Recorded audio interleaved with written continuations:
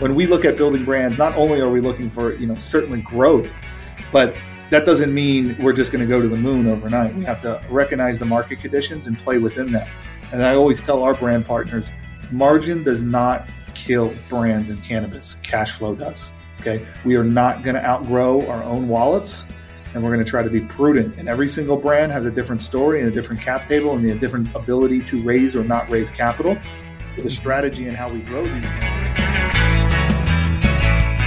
From the PodConx studios, high in the Rockies at the beautiful Beaver Creek Resort, it's the Raising Cannabis Capital Show. Today at MJ Bulls, we are joined by Jason-Vetogsky, the co-founder and CEO at petal-fast. Jason, welcome to the show. Hey, thanks for having me. I appreciate it.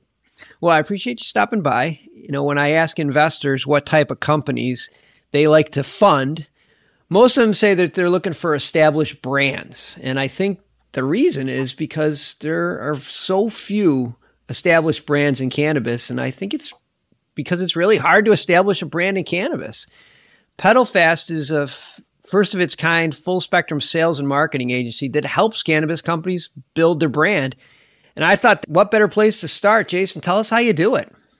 Yeah, I think when you look at any other CPG industry and you ask, Justin's Peanut Butter Cups, or you ask Casamigos, or you ask, I was in the jerky space at one point in my life, and you ask Chef's Cut or Crave, some of the more high profile CPG businesses that have been sold.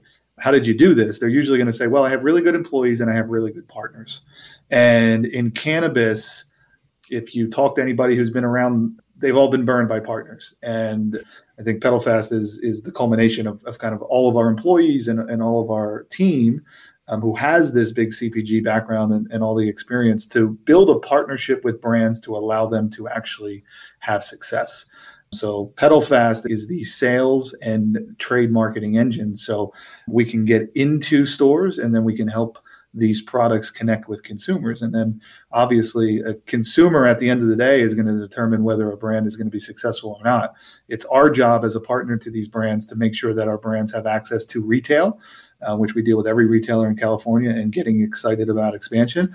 And then make sure that you have the army of individuals to be able to activate brands at scale. I don't think we need Super Bowl ads.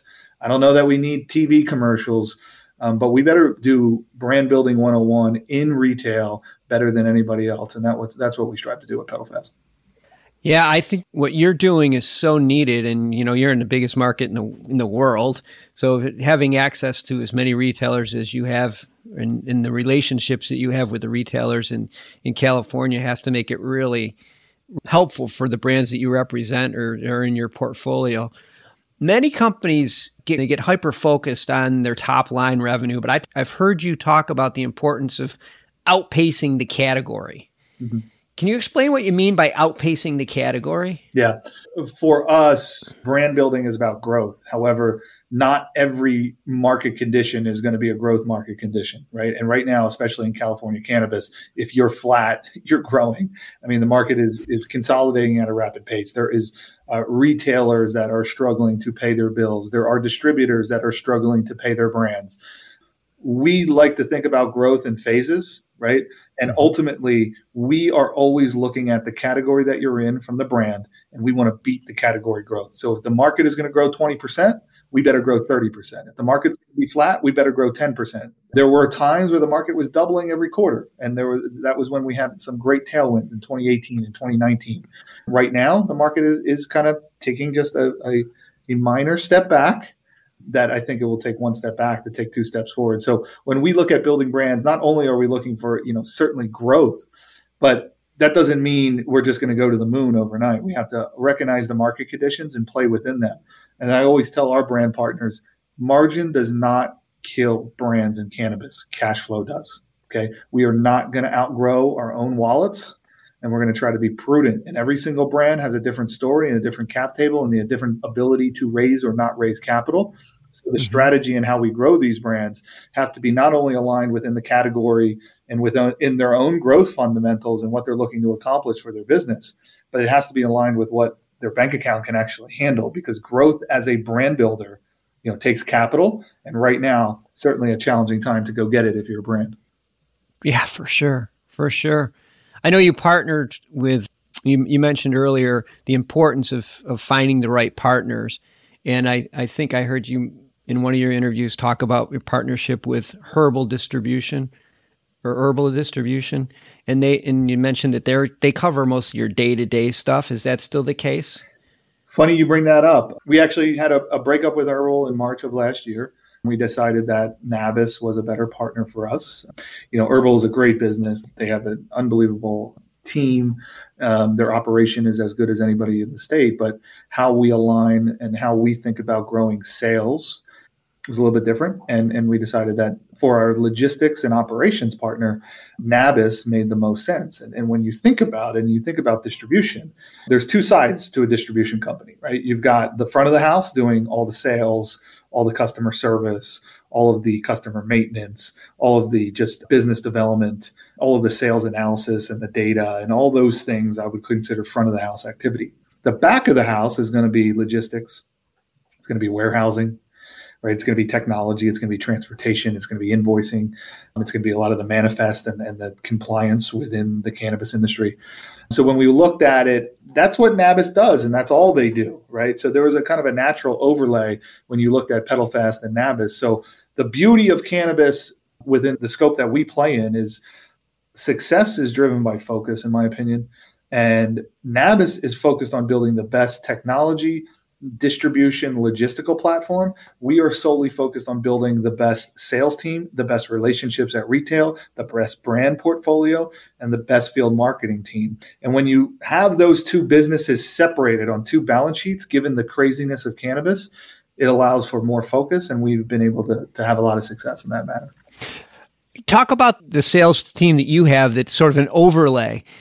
You just touched on some of the things that they're responsible for, but maybe you can go a little deeper on some of the things that your team is responsible for.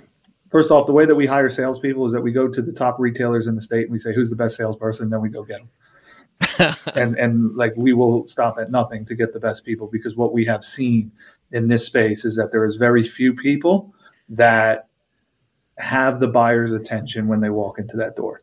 And our sales team, when they walk in, people know that Petal-Fast is here. They know that they're going to be taken care of, whether they're the janitor or the owner. They know that we're going to be professionals. We know that we have the best brand portfolio in the state of California. So it starts with getting the best people. What do they do? Our sales team looks through the customer lens. They are focused on building the best relationships at retail. Retail ultimately is why brands are going to come to us. Okay, so our salespeople are, yes, they have to go and manage a portfolio and the placements and all the things that come with running a distribution company. But ultimately, their number one goal is to make the retailer feel the most special out of any customer or any relationship that they possibly could have. Our sales management, and this is one of the things that separates us, we have a brand management in alcohol beverage. Sometimes they call it trade development. Our planning process and how we do quarterly planning and how we track our goals within our systems, we take great pride in. And the brand managers that we have that are working with our brand portfolio to strategize and execute are some of our most highest paid people, some of our most experienced people, and some of the people that if I'm starting a brand, I'm calling them number one to start that brand. We have them as brand managers in our industry. So when we're able to say, hey, you're going to be paired with Matt Eppolito. Matt Eppolito has been at Gallo for 18 years. He was at the parent company for 4 years. He's going to be running your brand. They go, oh, okay, right? When Adam Banky, another one of our brand managers, Adam Banky was 15 years at Miller Coors, 4 years at Legion of Bloom, knows cannabis inside and out. Crystal McLean, 15 years at Red Bull. She's been through 5 or 6 years in cannabis. So these people are highly sought after, and we have them as brand strategists. I want people that think they know how to grow a brand. I want them to come to Petal-Fast and be brand strategists for us. It's a great strategy. We mentioned partnerships a couple times, and I think it's really important for our listeners to just get a flavor of the type of horsepower you have as portfolio companies. Can you share some of the names of the companies that you work with? Sure. I think you talk about partnerships. A lot of times it's the partnerships that you don't make and the things that you say no to. I always tell our team, no is the most powerful word in the English language. And we say no to more brands than we say yes to. And we are looking for a specific criteria of what brands we're going to bring in. Number one, you better be a founder that is in this thing to win it.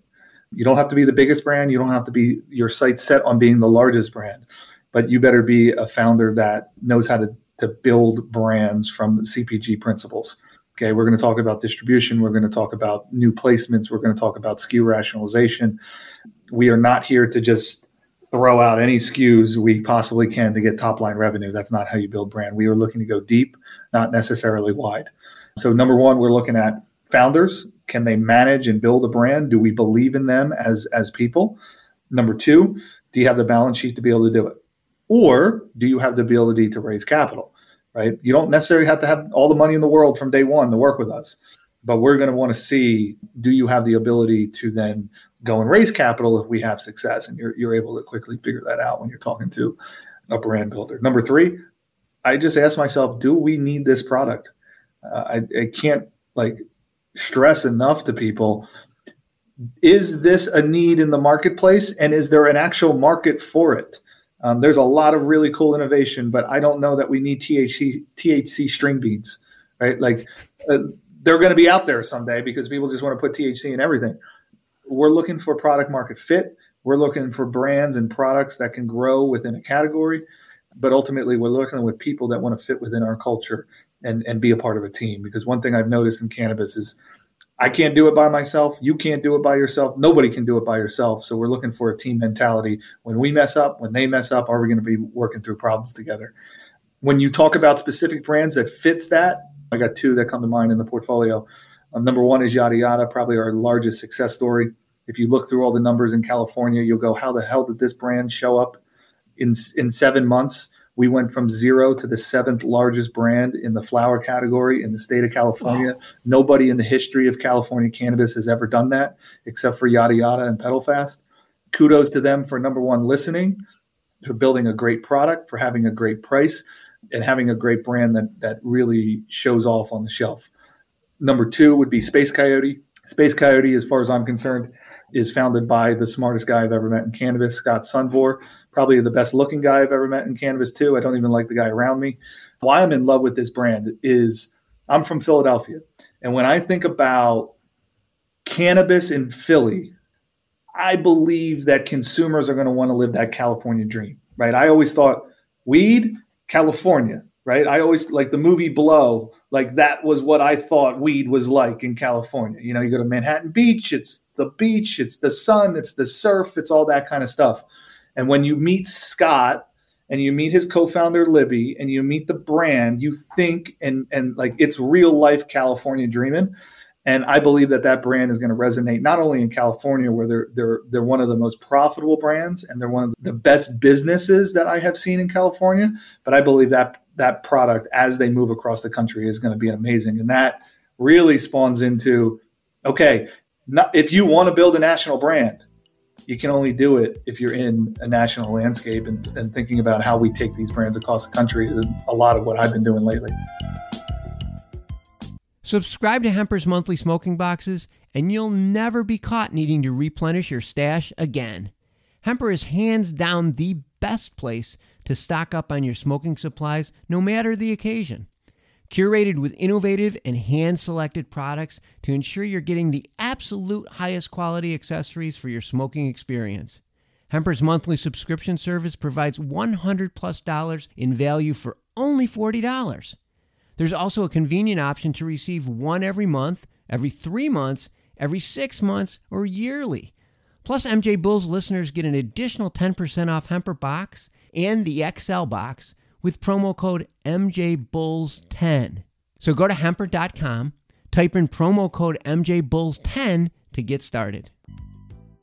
Scaling to that level will probably cost quite a bit of money. I'm not sure if you'll be able to do it on a cash flow. Are you going to be raising any money to do that? What are your plans? Certainly need money to do it. I believe we have the best cap table in cannabis. We have Merida Capital has been my VC throughout my multiple ventures. Merida Capital, I believe, is the best venture capital firm in cannabis. The reason why I say that is because I, like many business operators, I have had a lot of good times and I've had a lot of bad times. And during the good, they write checks. During the bad, they also write checks and stand behind their companies. So for anybody out there starting a brand, or you think you have a differentiated opportunity, Merida Capital is the number one group, as far as I'm concerned, that I've come across, and I've come across pretty much all of them. So Merida Capital is behind us. We have one of the large MSOs behind us, and we have one of the top three alcohol beverage distributors as our largest investor and our partner in thinking about how we go about building this thing. I will tell you that we will be launching in Michigan in the fall, likely around October. We're already building out a portfolio. We believe we'll have the first and premier portfolio in the state of Michigan come October. We will be hiring a 13-person selling and trade marketing organization starting August 1st to launch October 1st. So that's all in the works, already funded for that. We are launching Massachusetts, same timeline, same thing, building out the portfolio right now, already have the capital for that. And then we'll be launching Arizona shortly after that. So those three states are already right in the pipeline. We're not currently raising capital. We have great backers that have backed us upon every raise. And one of the things that I love about our business is that we're not super cash intensive. The reason why I don't want to be in the warehousing and logistics and distribution and inventory business is because that's a massive, suck on your cash flow and your balance sheet. I let my friends at Nabis handle that one. We have a nice service business that's continuing to grow, and we're looking at all kinds of tech platforms that we can weave into the platform that we've built. Man, that's really exciting. We'll have all the information about PetalFast in the show notes.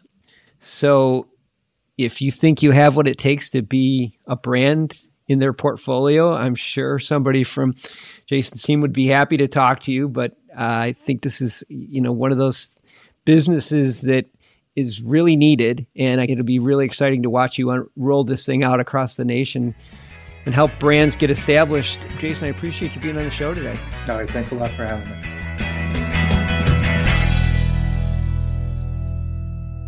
How do cannabis CEOs balance growth and optimization strategies? What is THCO, Delta-10, and CBNA, and why should you care about these minor cannabinoids? And why isn't the endocannabinoid system covered in medical school? Most people think they're up to date in trends in the cannabis industry, but they're about 6 weeks behind. Learn about what is truly next in the cannabis space by joining myself, Brian Fields, and Kellen Finney every week on the Dime Podcast, and of course, on PodConx.